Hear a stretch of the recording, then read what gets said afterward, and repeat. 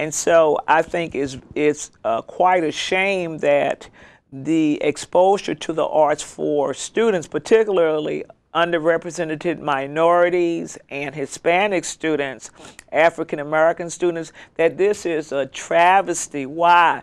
Because this is an area where a lot of minorities, underrepresented minorities, excel. So, some years ago, in 1963, Howard Gardner published the groundbreaking book Arts with the Multiple Intelligences, the Theory of Multiple Intelligences, and it was a groundbreaking book. Even though he wrote the book for the field of psychology, the education community caught hold of it and really changed schools based upon the knowledge that certain cultures believe that certain intelligences are important. Therefore, if your culture considers music important, then you're going to perhaps have a little proclivity toward music because that's in your culture and that's what you're exposed to. Now, the other point that Gardner made is that in the public schools, it typically is geared toward the linguistic, logical, mathematical student. And that's okay. However, it's not okay if you're not a linguistic or logical, mathematical student. And other areas that he spoke about were spatial intelligence, which coincides with the visual arts, spatial intelligence, kinesthetic intelligence, the ability to move. That's another thing that is typical of the African American and Hispanic communities, the ability to move. And sometimes some students learn a lot through movement. So I think it's very, very crucial, the ability to have intrapersonal and interpersonal intelligence, knowing other people well, knowing yourself well, that we can't afford not to give credence to these particular intelligences. And certainly the ability for minority students, low-income students to take arts courses is important. In the article, it suggests that the reason that the exposure to the arts education has gone down is because a lot of these students experience the arts through their schools. And so with the budget being disseminated, decimated, and that the arts programs are suffering, so therefore this is a possible reason for why these minority students, they're adults now when they have been, surveyed, but why they have not had as much exposure, in their lives. So I think it's very, very important. I think we cannot afford to continue to cut the arts programs in our county or even in the state. Why?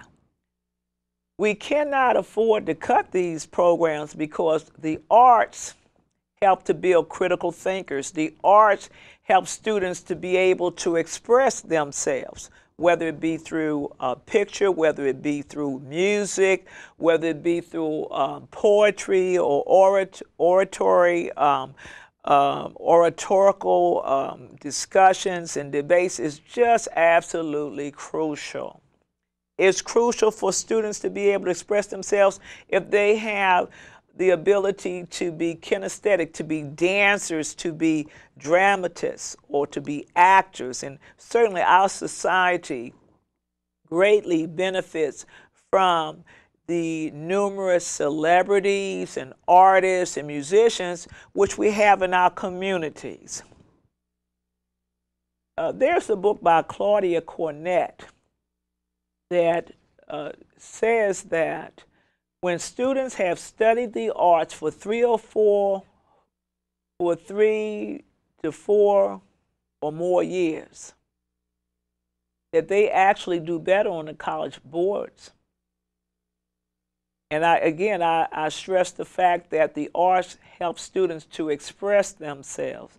The arts help students to become more articulate because in music, in art, in drama, in poetry, in all of these areas, there's a totally different vocabulary. So it helps to increase their vocabulary. It helps them to be critical thinkers. It helps them to be more observant. In order to study ballet, in order to study modern dance, you have to be very, very attentive to the movements that are demonstrated to you.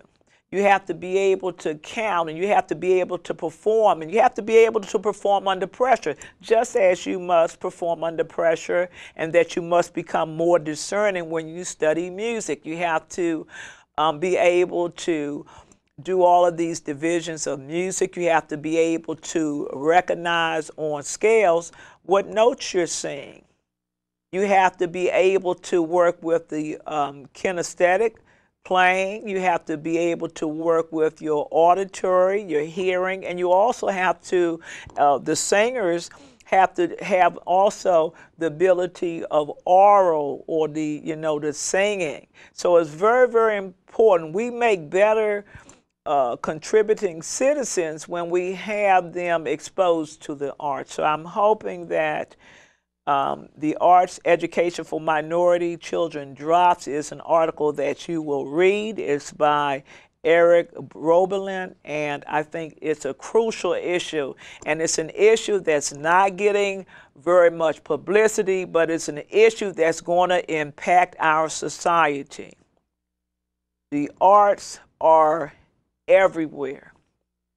When we're looking at television, we're hearing singers, we're seeing graphic designers, we're watching dancers everywhere. In the clothes that are designed that we wear, artists are involved. The jewelry that we wear, the artists are involved. So at every juncture, we are exposed to the arts. Somebody designed this building that I'm recording in right now to communicate with you. Every camera in here was designed by someone. So we cannot afford to not train our students well. We cannot afford not to have critical thinkers. And another aspect of arts training is problem solving.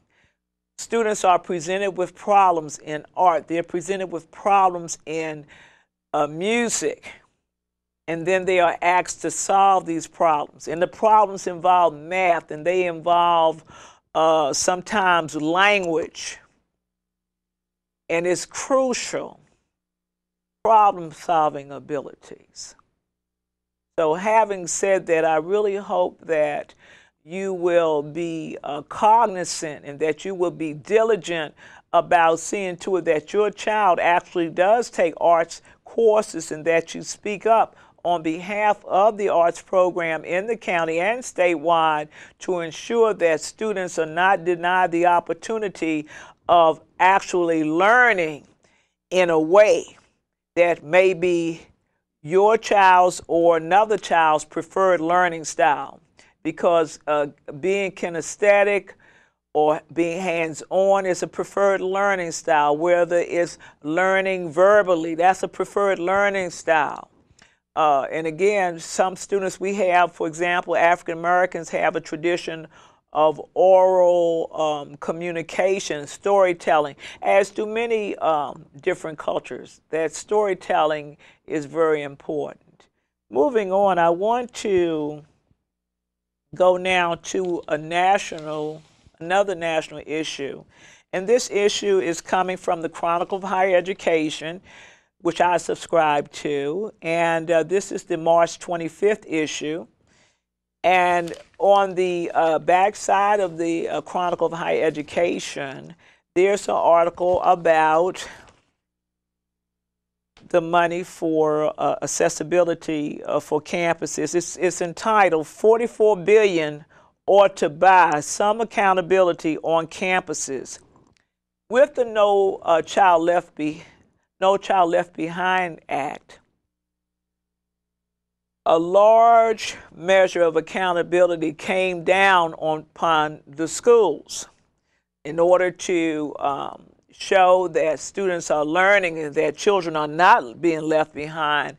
Then there are annual tests where schools must meet AYP, and AYP is adequate yearly progress, and it's normally set at about 10% progress, but 95% attendance rates. And so there are a lot of different aspects of the No Child Left Behind. However,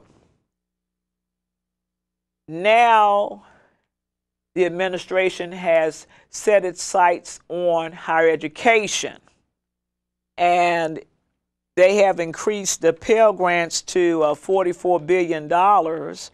And there's, in this article that is written by Kevin Carey, my understanding is that the states, based upon the information in the article, are funding about $76 billion towards higher education, and that the administration has increased the Pell Grants to $44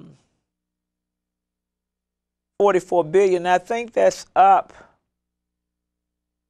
I think that's up quite a bit. And essentially, in order, I believe, to qualify and to benefit from this, that the institutions are going to have to put accountability measures in place. They are no longer going to be able just to get money without showing that they are a top-notch higher education facility, so that there are going to be some statistics done on how successful their students are and how well trained they are. Now, one of the caveats of this is that the author states that many of the schools where students get the most Pell Grant money, in fact, graduate less students, and that a lot of these schools are actually mismanaged and mediocre. Now, I'm not speaking to that other than I'm giving information from the article. I'll read the quote in a minute. But certainly that would be of a concern to me if, I was giving money to an institution and it was not producing graduates, and that it was being mismanaged. Let me read the quotation. The quotation that's in bold print is, "The hard truth is that colleges that get the most Pell Grant money per capita are often those that fail to graduate a large majority of their students, not only because the students are hard to serve, but also because the colleges are mismanaged and mediocre." So without going into who those colleges are, or taking a stand on this, I just want to also iterate that the author states that they foresee the legislature looking at the institutions even more. The more the money that's given, the more that the legislators will be looking at places of higher education, since they're increasing the amount of money that's going into them. Now, a positive point that came out of this article is that the accountability measure will greatly benefit students, and I agree with that. Certainly you want to, or you should want to, or you might, I think it would be preferable for you to attend an institution where large numbers of students are graduating, and that it is shown through the data that they are being successful. Now, I am a University of Maryland graduate. I have my PhD from the University of Maryland in College Park, and one of the noteworthy titles, or one of the noteworthy facts about the University of Maryland College Park, is that it is one of the highest, it's one of the institutions that graduates the highest number of minority doctoral students, to the best of my recollection. I didn't research that for today, but it's information which I have has become a part of my knowledge over the years. So that certainly is commendable, because you do want the students who initiate an education to actually complete it so that they can garner the benefits of having a college education.